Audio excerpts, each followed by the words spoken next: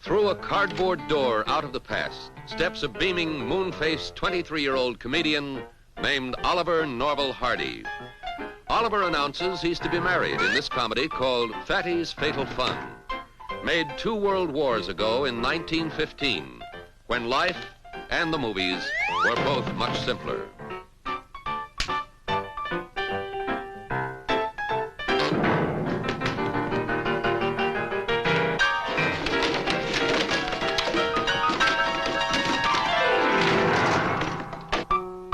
Babe Hardy, as he was then known, made a striking figure in his striped pants and cutaway coat, and even a plausible, though plump, lover.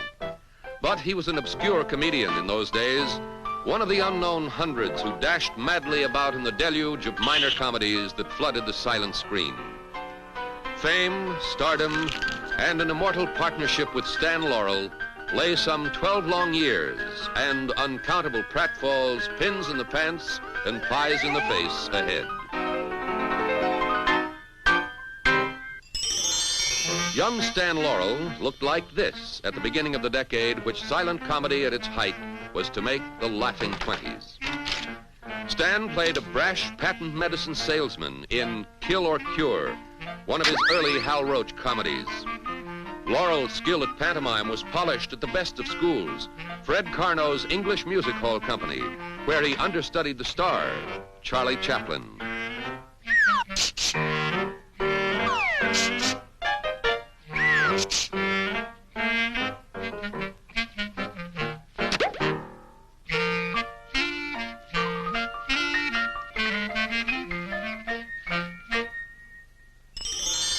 Behind that bushy mustache lurks Oliver Hardy. By the mid-20s, Hardy had joined the Hal Roach organization, where he continued to play supporting roles despite a mad studio search for badly needed new comedy stars.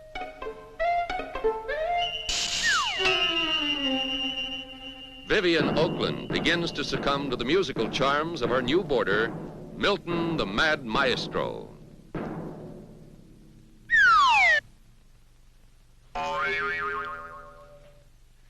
In this 1926 blend of slapstick and French bedroom farce, husband Glenn Tryon completes the triangle as Oliver fiddles while Vivian burns.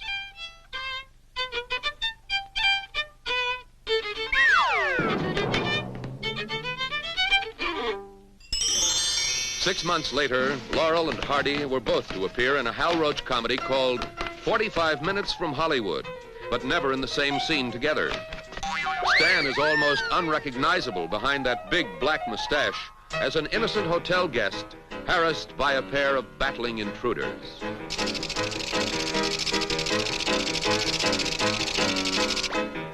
Hardy, clad in a sheet, is the house detective, struggling to break up the fight by breaking down the door.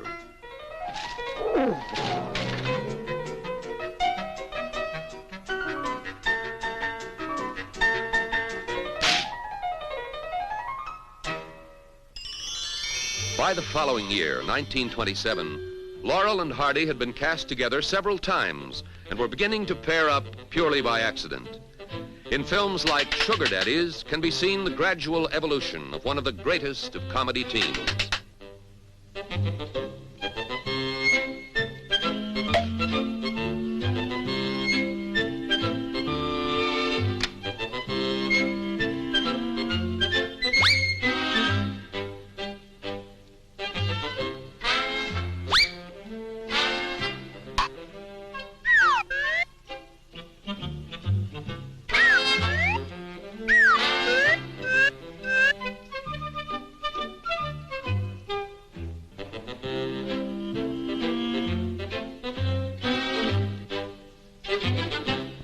Before year's end, the names Laurel and Hardy blazed from the screen, co-stars at last in Putting Pants on Philip, the first film built to the talents of Stanley and Oliver.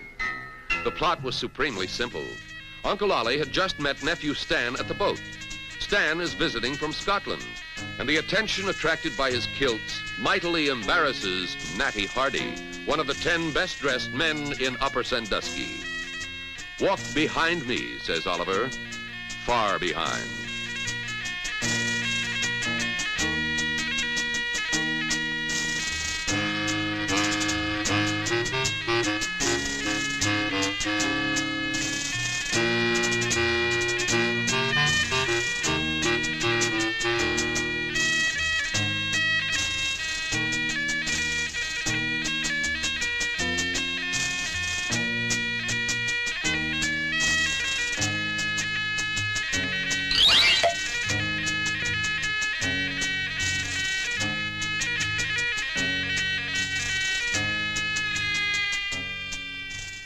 Uncle Ollie pleads with a rapidly growing crowd to disperse.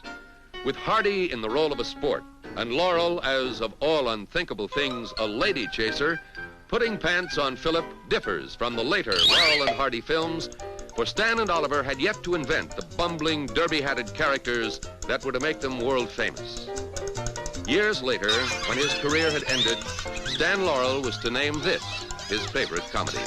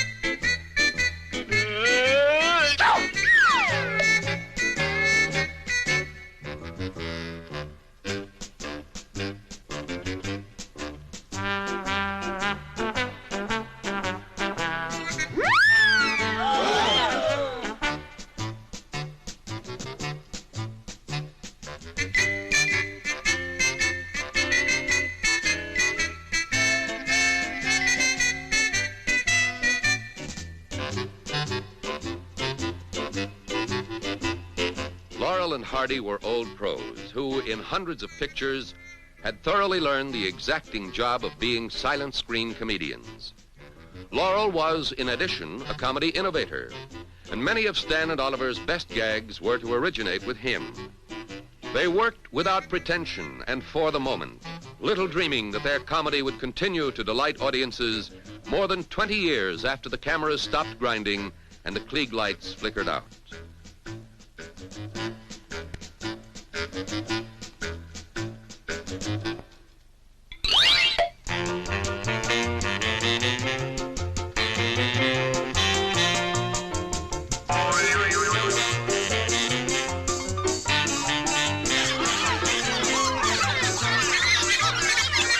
Oliver dashes toward a building, which residents of the Los Angeles area have doubtless already recognized as the Culver City Hotel.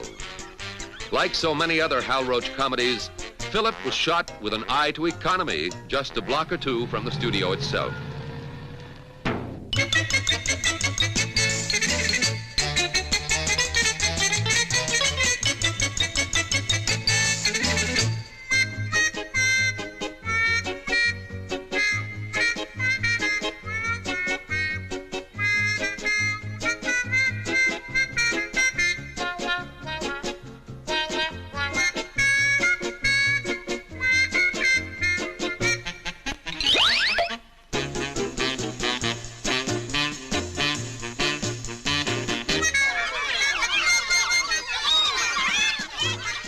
What's all the excitement about, wonders Hardy. The director of this first Laurel and Hardy starring comedy was Clyde Bruckman, a master of the sight gag, who was also to direct Harold Lloyd. The cameraman was George Stevens, famous today as the producer-director of Shane, Giant, and the greatest story ever told.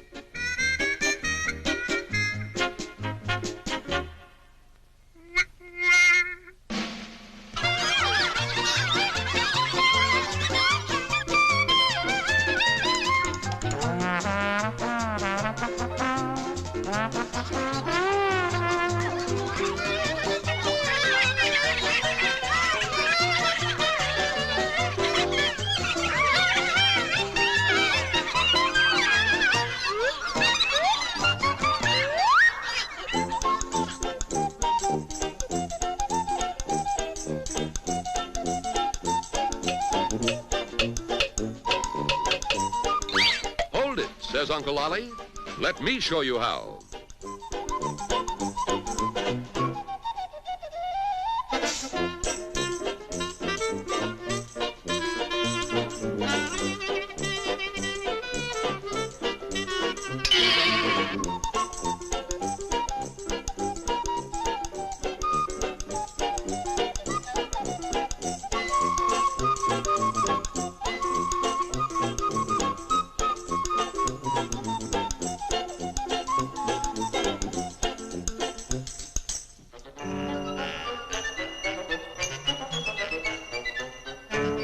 Just an old Scottish custom, says Stanley.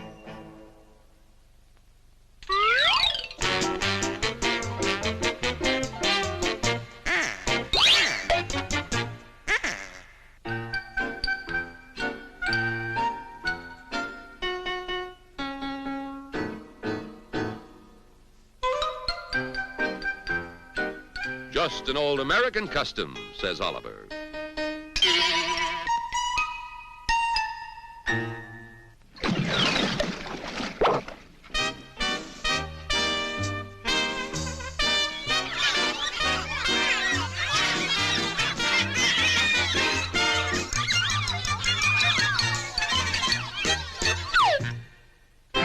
A swank dinner party is afoot at the J. Medbury Frumps, a newly rich couple just learning to dog paddle in the social swim. At the door, the new butler and waiter, fresh from their triumphs as assistant deck swabs at Dugan's Bean Wagon.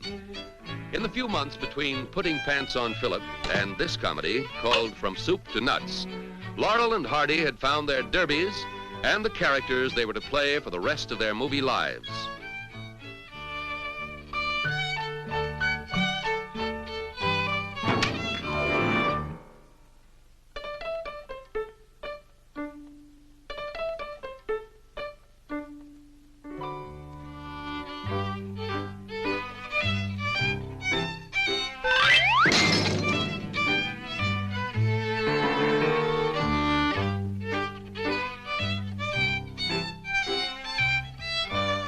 I fall down, admits Oliver.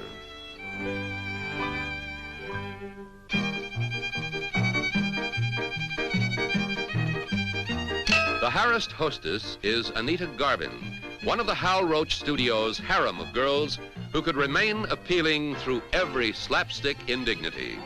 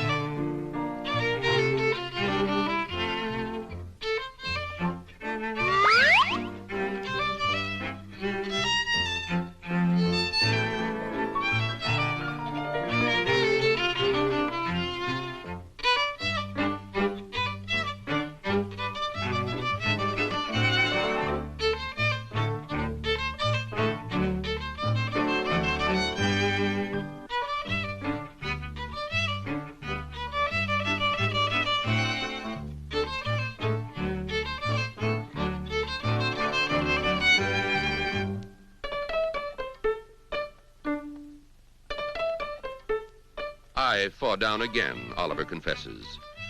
This tribute to the cake baker's art was directed by E. Livingston Kennedy, better known as comedian Edgar Kennedy, master of the slow burn.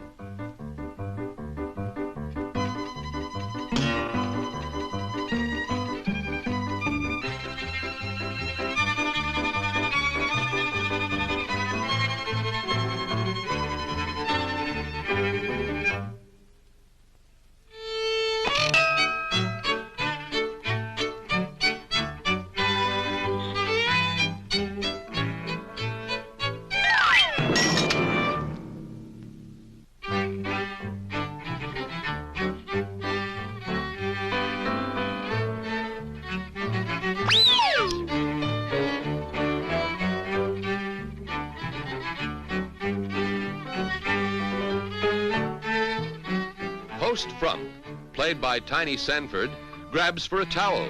Only it's not a towel, it's Stanley's shirt.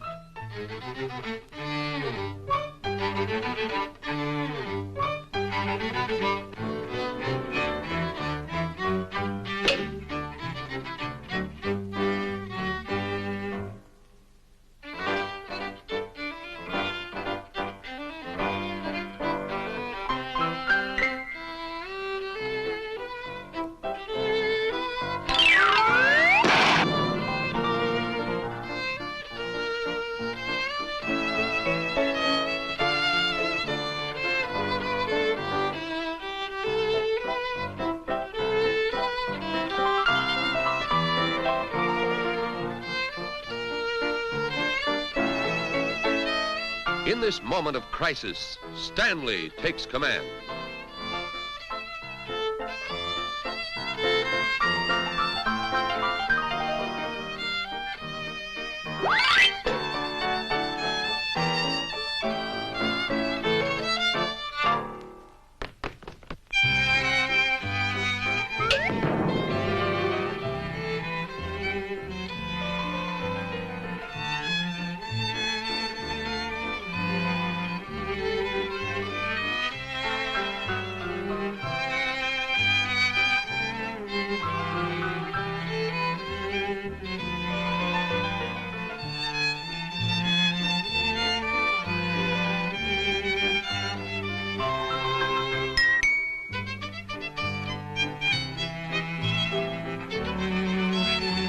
Over here, double quick, says Anita.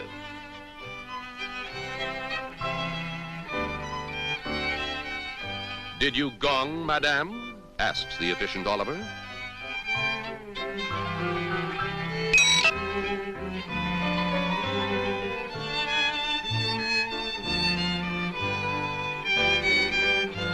Anita orders, please have the salad served.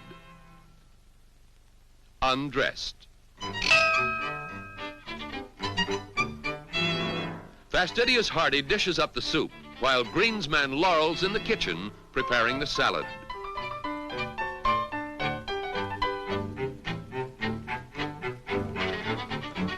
Chippendale, you made the chairs too high.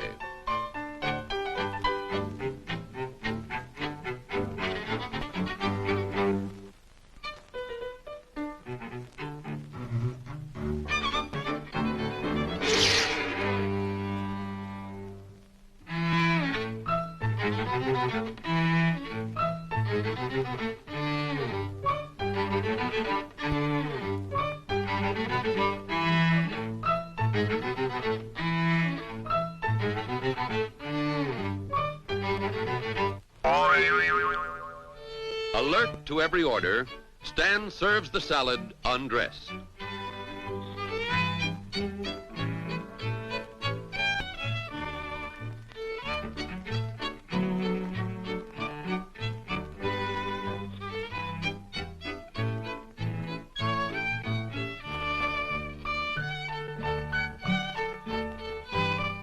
Says Stanley to the host, they wanted it served undressed, and that's the way they're going to get it.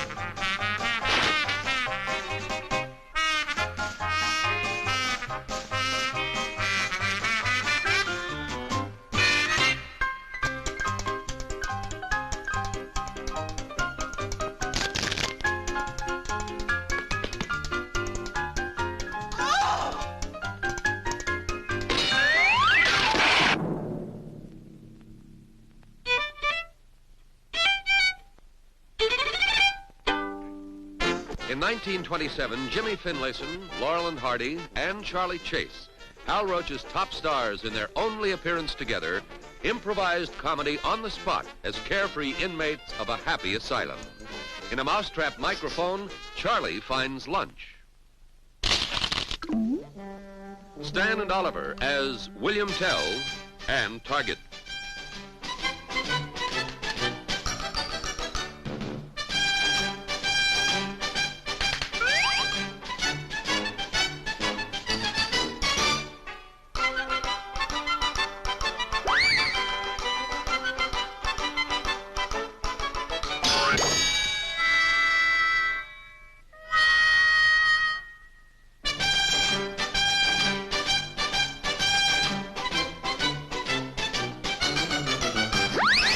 The moral of this episode is that if you think you're a wheelbarrow, you're sure to get pushed around.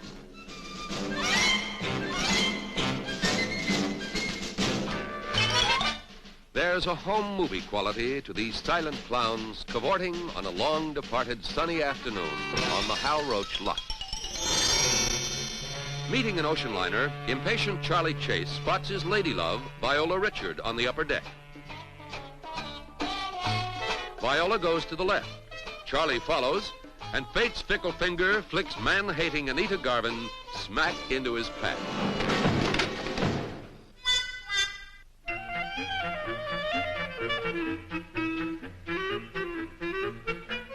Charlie Chase was the silent film's undisputed master of the comedy of embarrassment. He was also Hal Roach's most popular player until the skyrocketing success of his old friends Laurel and Hardy in the last years of the laughing 20s.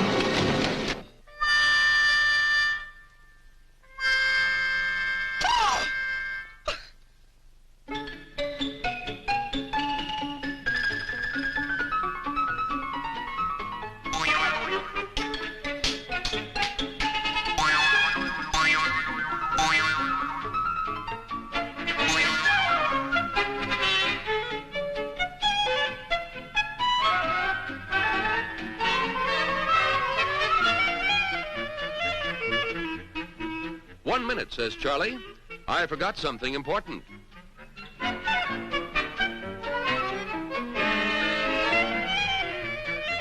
My hat.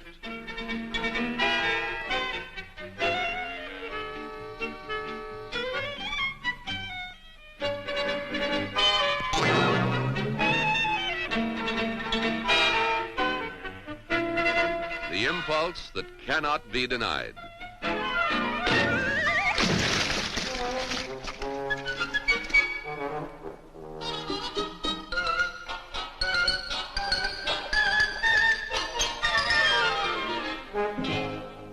They meet at last. A veteran of the Roach lot, Charlie directed comedies under his real name, Charles Parrott, and starred as Paul Parrott and Jimmy Jump, before becoming the dapper, impulsive Charlie Chase, a character perfectly suited to the jaunty jazz age.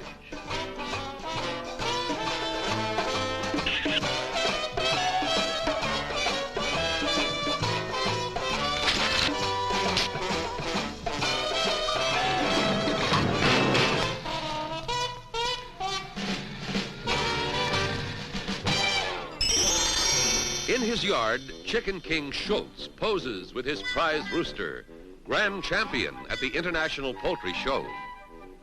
On the other side of the fence is Schultz's gardening neighbor, the beloved, beset Max Davidson, who, like Charlie Chase, Laurel and Hardy, starred in his own series of comedies during the golden silent days at the Roach Studios. If any vegetables grow around here, they'll grow inside Schultz's seed-gobbling chickens.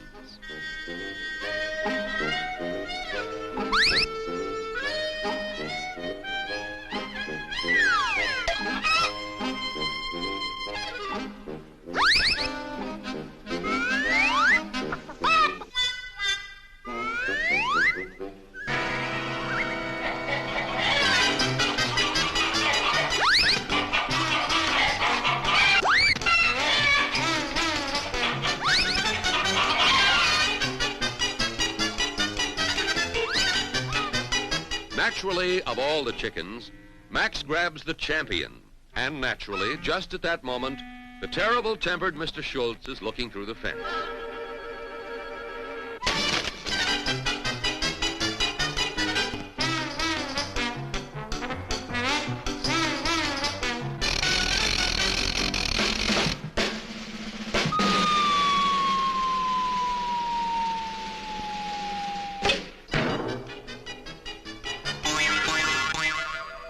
Like prosperity, flaming youth, and bathtub gin, screen comedy was a hallmark of the 1920s. In the picture parade that caused peals of laughter to ring out of every movie theater in the land was Laurel and Hardy's Wrong Again, written and directed by Leo McCarey, who later created such film classics as Going My Way.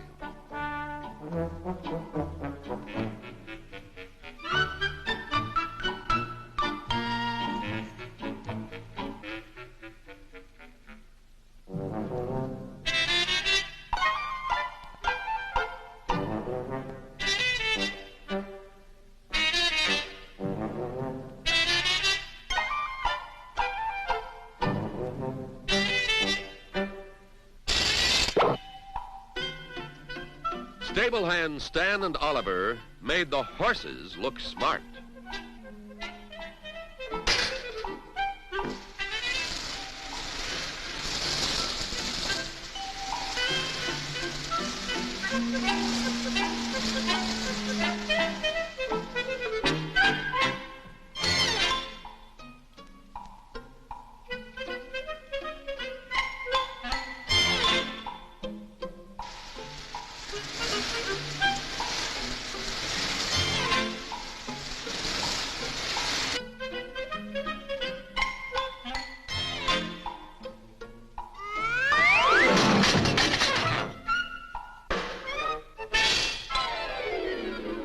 Our masterminds over here, there's a big reward for the stolen Blue Boy. And there in the stable he is. Quiet now. Mustn't give the game away. They'll grab this reward all for themselves. Meanwhile, Detectives Crovney and Freebs apprehend the crooks and recover Blue Boy. The painting Blue Boy, that is. Crovney phones the good news to millionaire owner Augustus Paddle.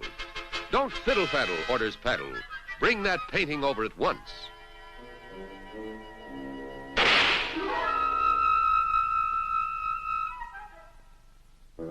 Stan and Oliver arrive with the equine Blue Boy. Paddle, who in the way of the eccentric rich is taking his Saturday night bath on Monday afternoon, throws down the key.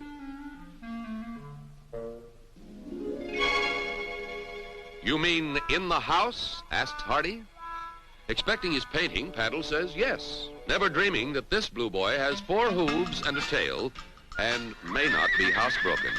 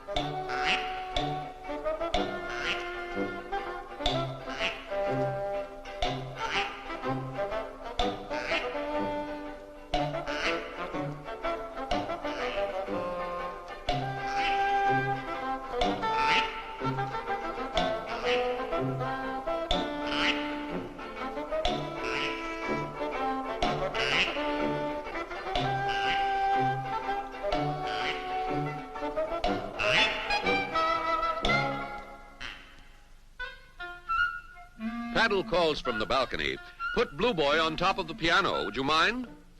Stan, who has been told millionaires are peculiar and think just the reverse from other people, wouldn't mind in the least. The Hal Roach studio where this comedy was made has been demolished, joining in limbo the Max Sennett studio, torn down some years before. And so both of America's two greatest laugh factories have disappeared from the scene.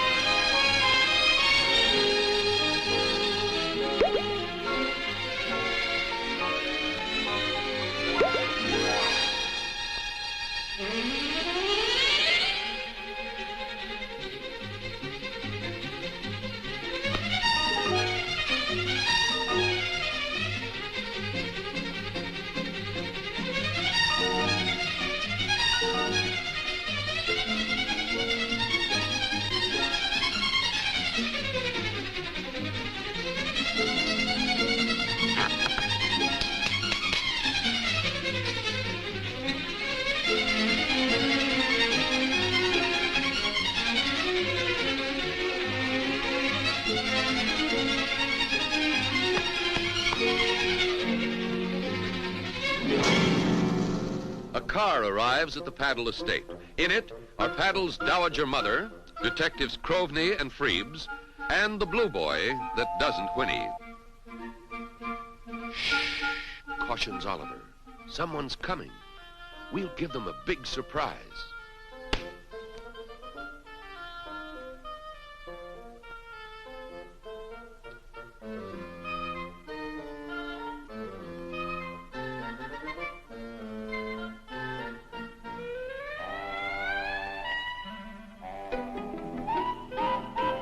There's Blue Boy, thunders Paddle. What did you bring?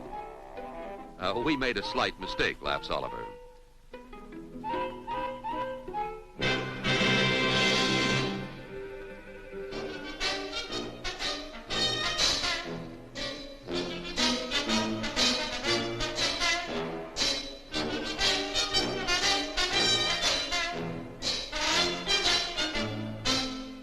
Don't stop me, cries Paddle. Read about the murder in tomorrow's paper.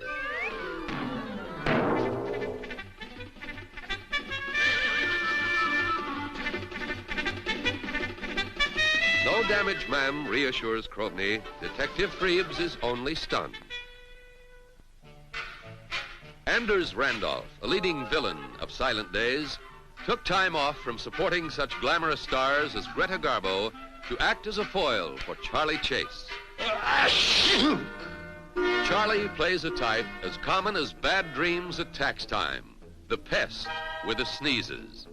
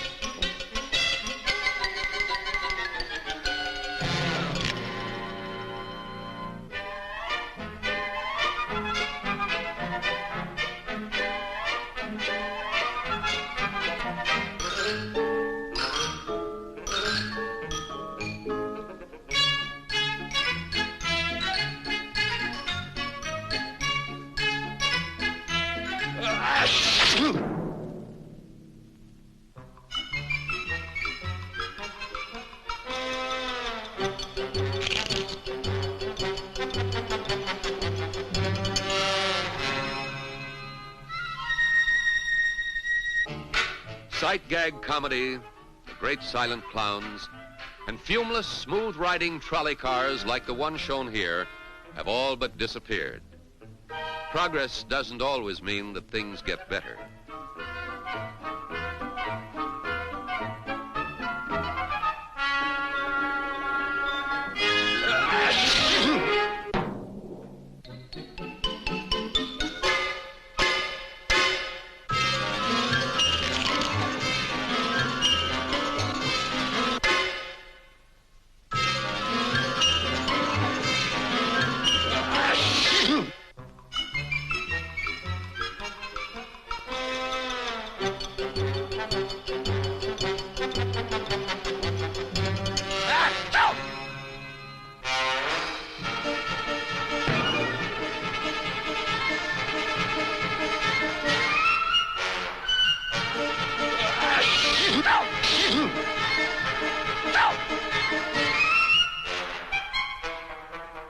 Charlie is determined to save Anders' life if he has to kill him to do it.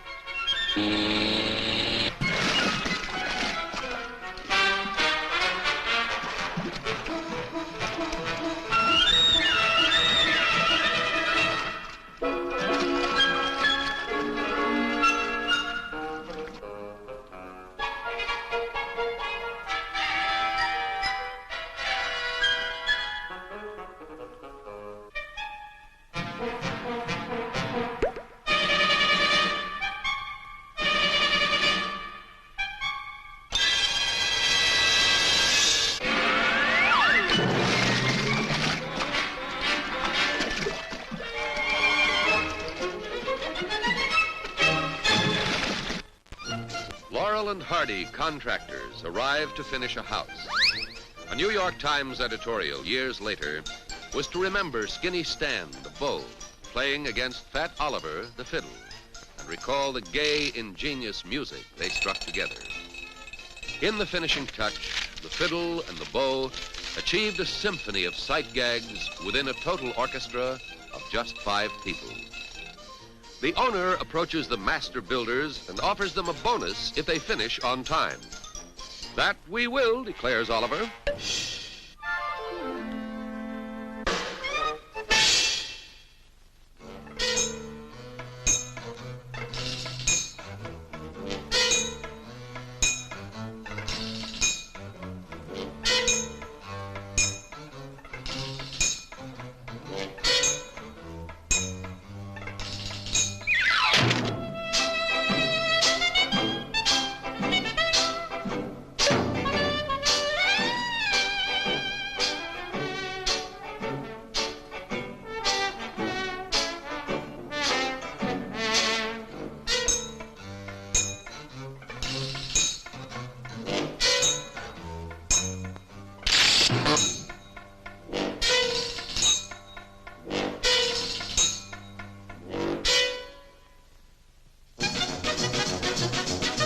Nurse Dorothy Coburn complains to cop Edgar Kennedy. You've got the authority. Make that track team over there cut out the noise.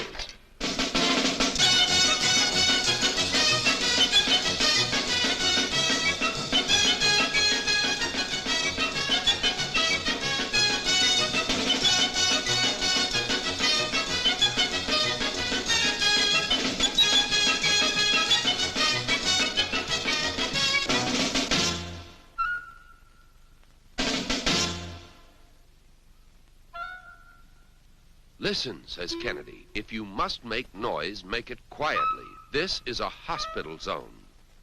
Shh.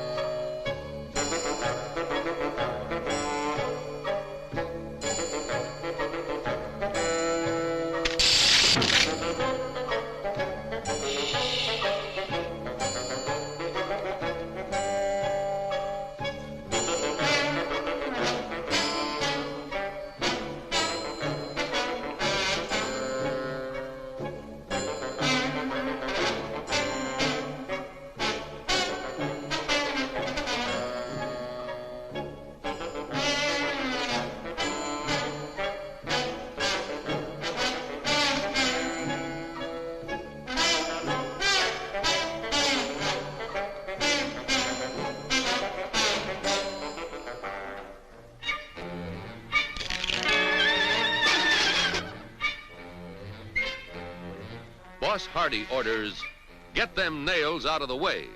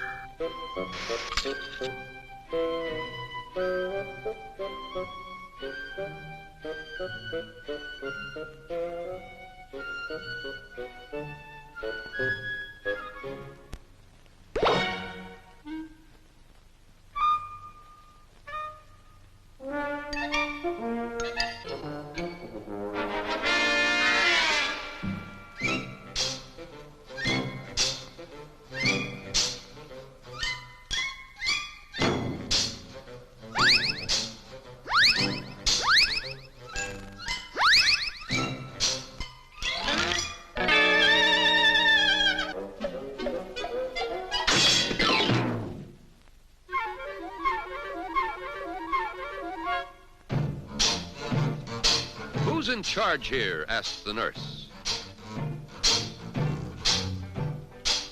Be quiet now or be quiet forever, threatens Dorothy.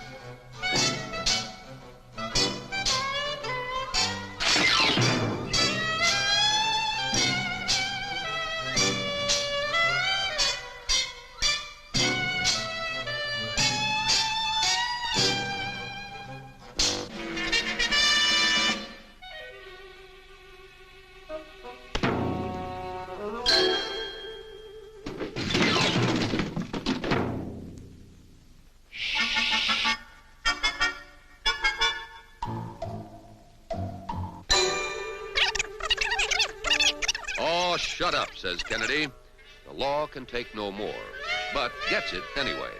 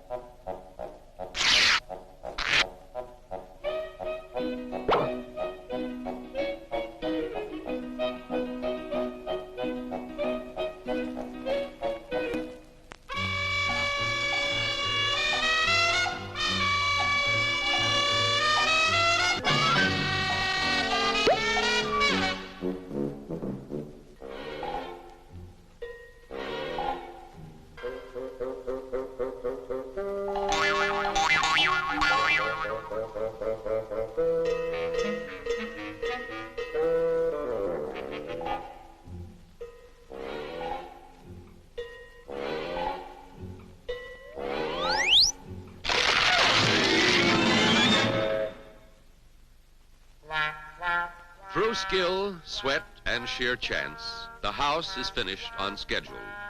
The proud and happy owner arrives to pay Stan and Oliver their promised bonus. The first bird of spring.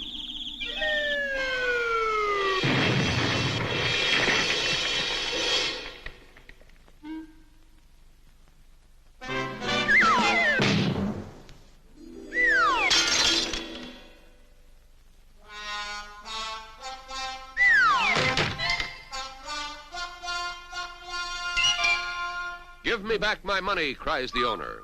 Unfortunately, the firm of Laurel and Hardy has a policy of no refunds.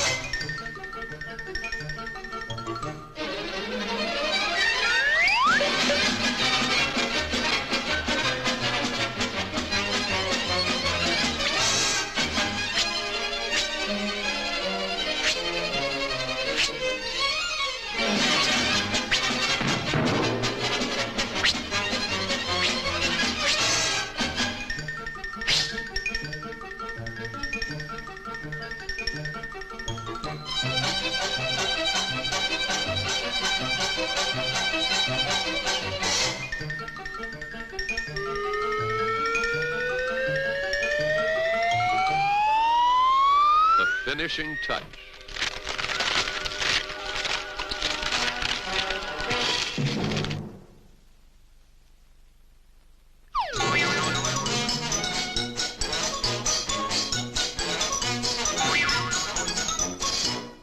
Look who's moving into the house that Laurel and Hardy built. It's Max Davidson with his wife, Lillian Elliott, and his son, Speck O'Donnell.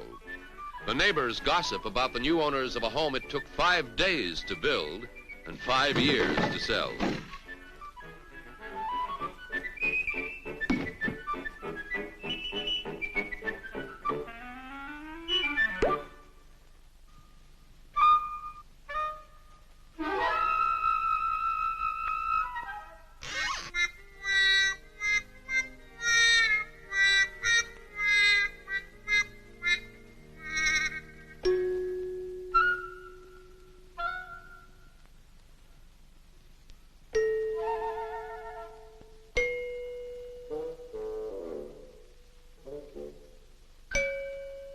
Not only does this house have running water, it has leaping electricity.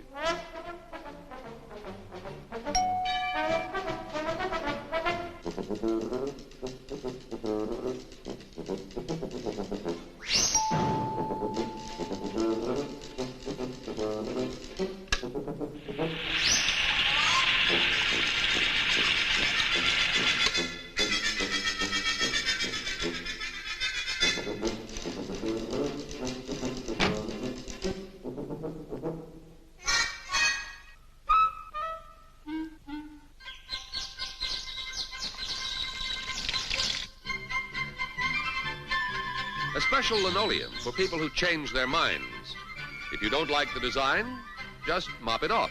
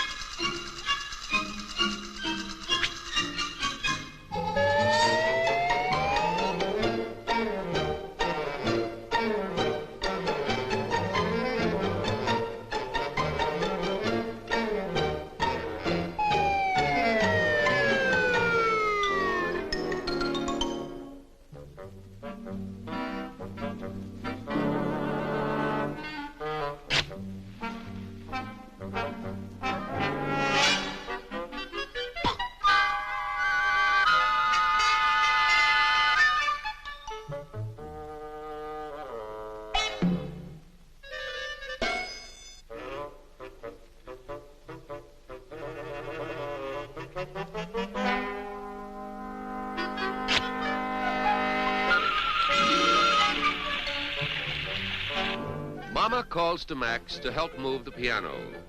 In 1927, this comedy, Call of the Cuckoo, hit home to a lot of families whose jerry-built dream castles had turned to nightmares. It still hits home today. An approaching invasion of relatives.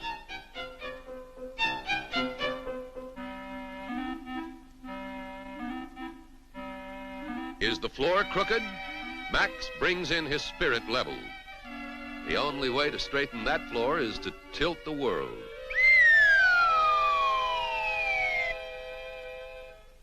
The housewarmers, their goodwill is exceeded only by their hearty appetites. The arrival of relatives downstairs gives Max the urge to go for a bath upstairs.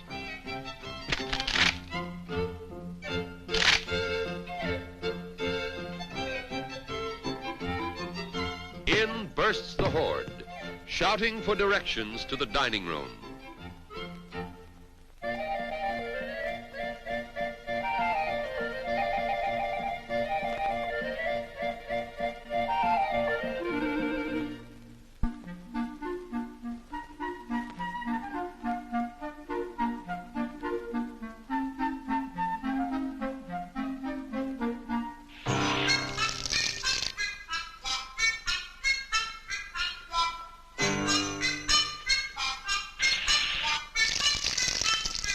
Does your coffee taste different lately? Says guest to wife, with this stuff and a razor, I could shave.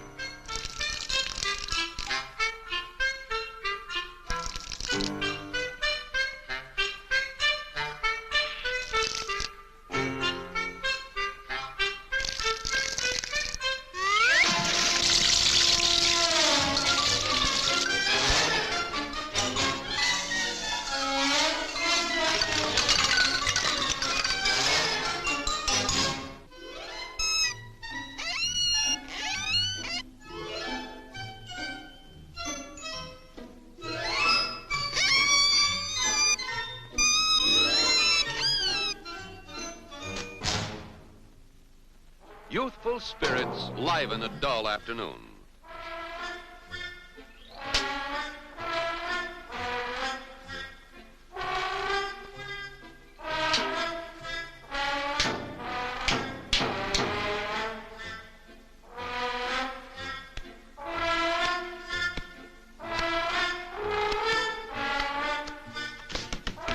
Says Soapy to Samantha, if I weren't a lady, I'd belt you in the kisser.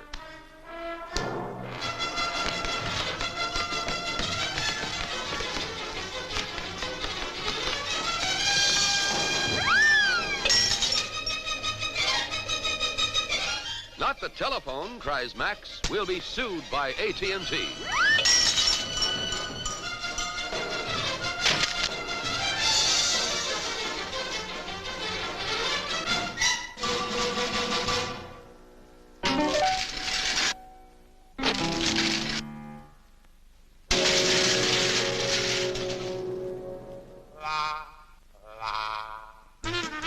The picture is called Liberty.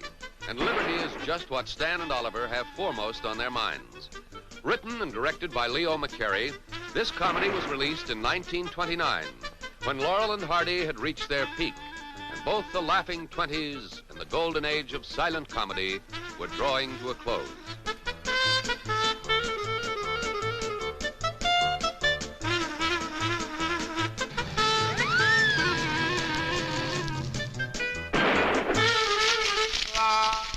We brought your clothes from the old apartment, says Getaway Gus.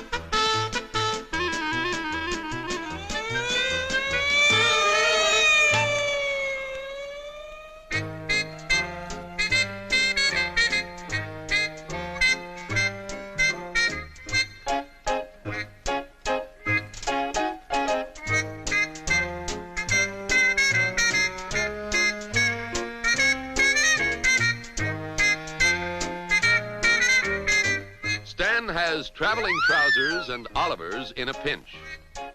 We'd better switch pants, says Hardy.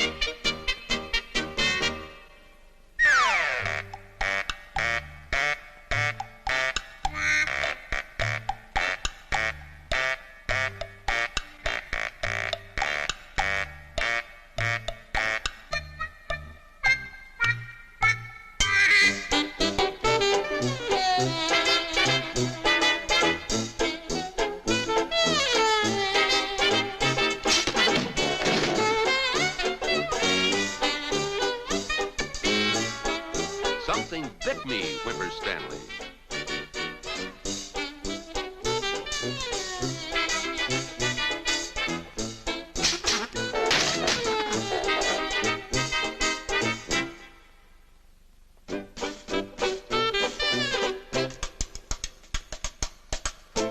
Something bit him, explains Oliver.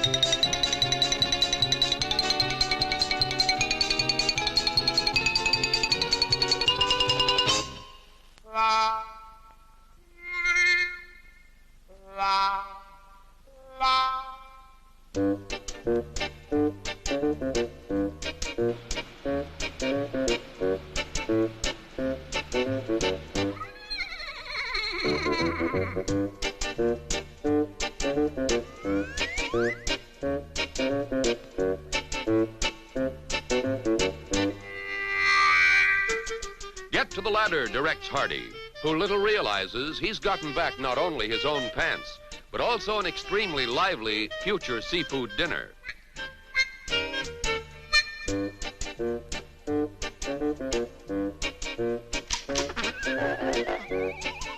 This is no time for pinching, cries crab-nipped Oliver.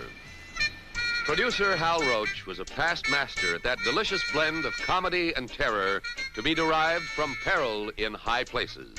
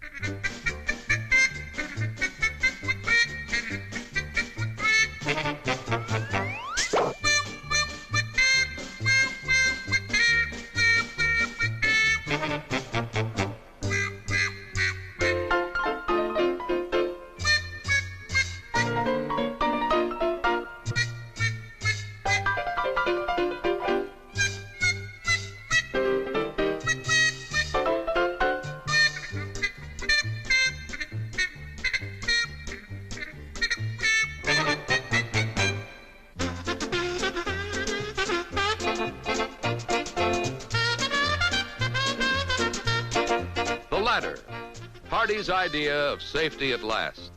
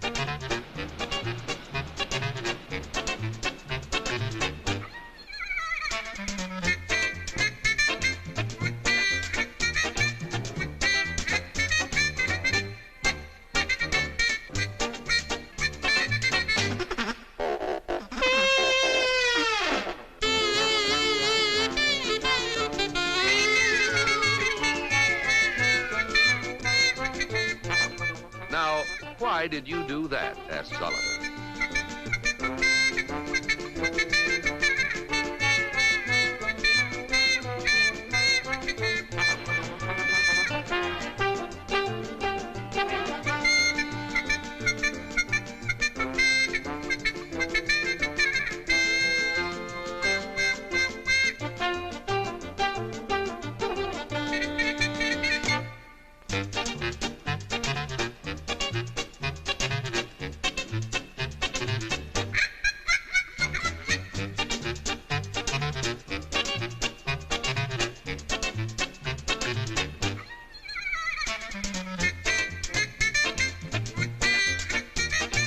Says Oliver to Stanley, hang on to this and relax.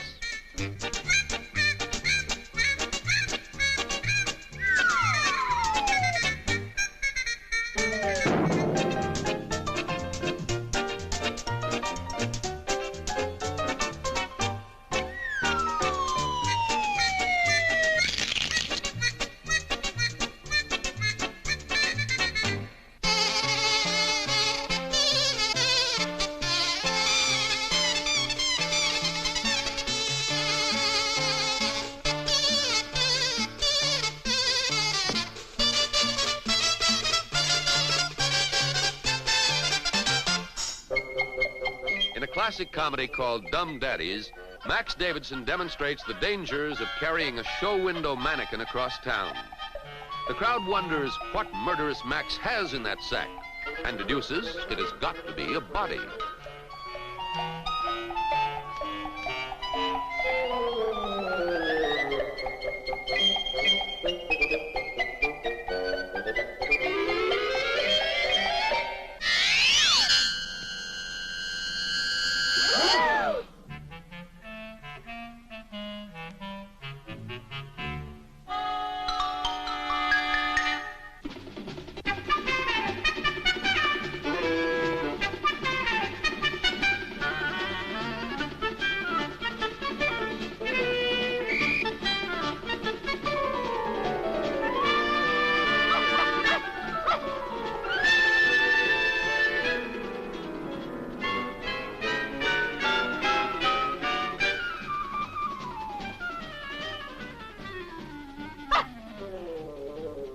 Officer Kennedy asked Max if he saw a seedy guy with a sack.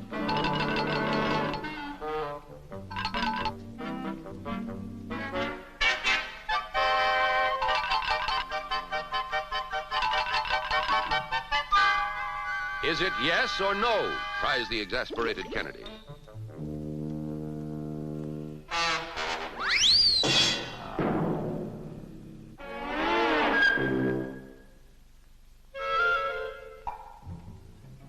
Into thin air.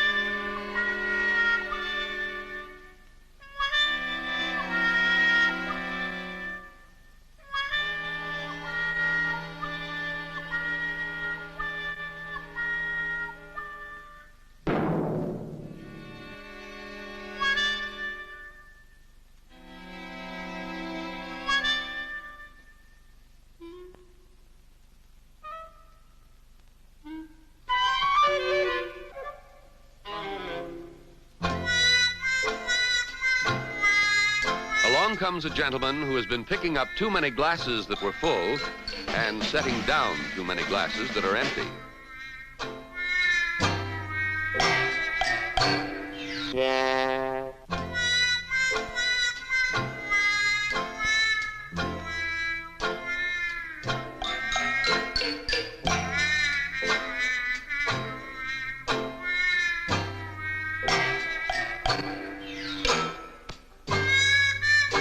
Your leg, madame.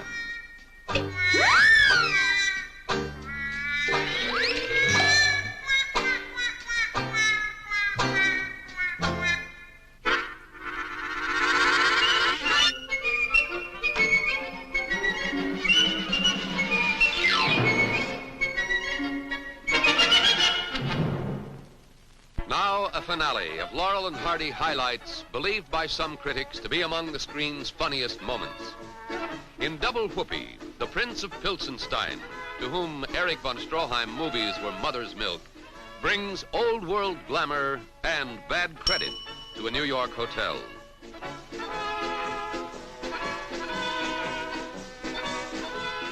Speech, speech.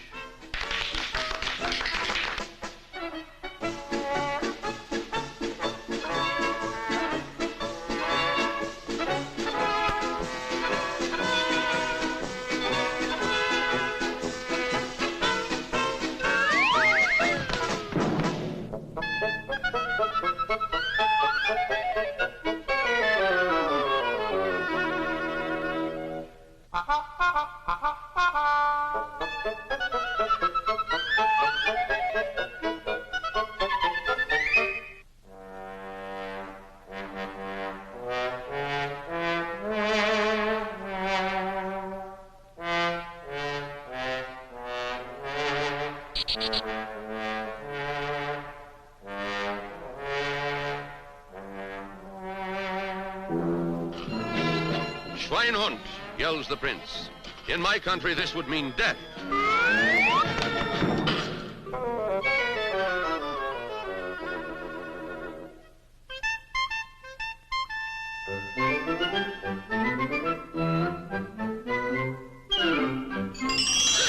In Leave 'em Laughing, those madcap motorists, Stan and Oliver, overdosed with laughing gas at the dentist, explode with mirth at their homemade traffic jam. That arm of the law for every occasion, Officer Kennedy isn't amused.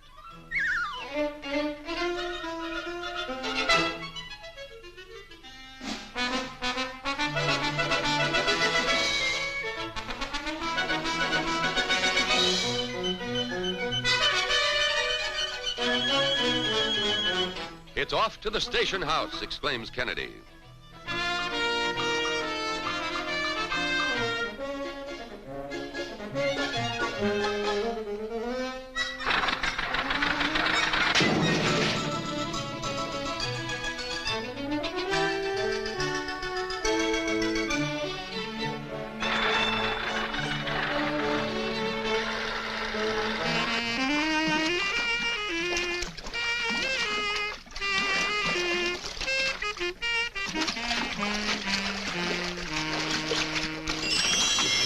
Climaxing two tars, Laurel and Hardy drive into a railroad tunnel, their worst possible avenue of escape from a band of pursuing Sunday drivers.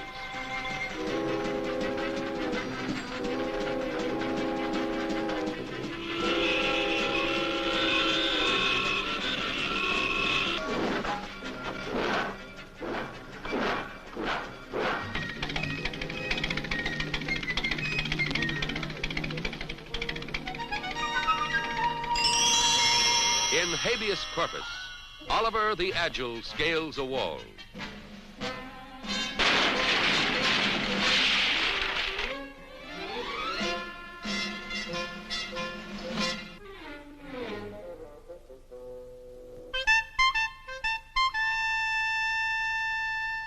In the second 100 years, escaped convicts Stan and Ollie prove they're painters by smearing everything in sight. The film, You're Darn Tootin', demonstrates Laurel and Hardy's peculiar talent for having their private fight embroil the whole town.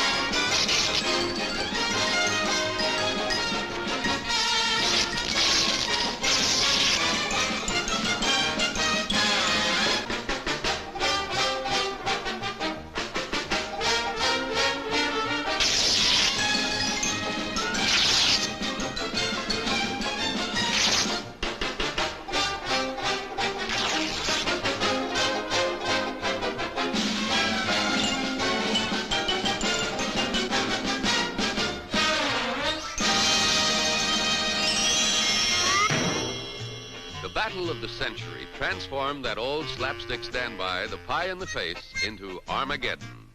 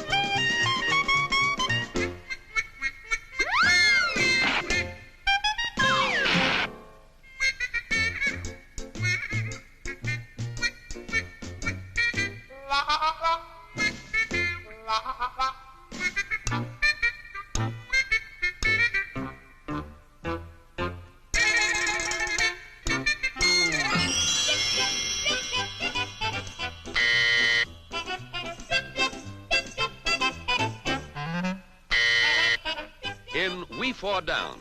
The boys are bathrobed innocents drying off after getting wet, aiding two ladies in distress.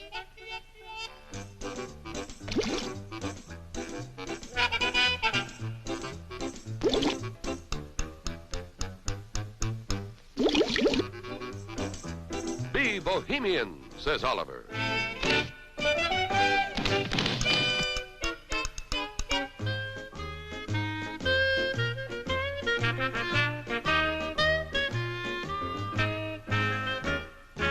At that moment of abandon, who should enter but the lady's boyfriend, Vicious Vincent, alias Nasty Nate.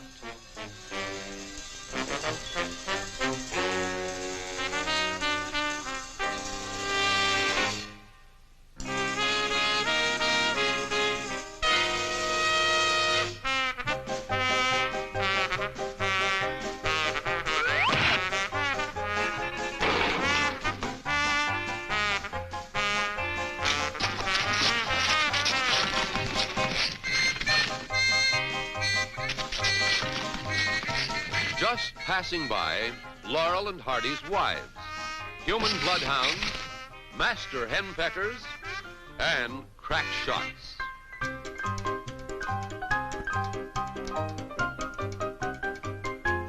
Into the distance and into memory.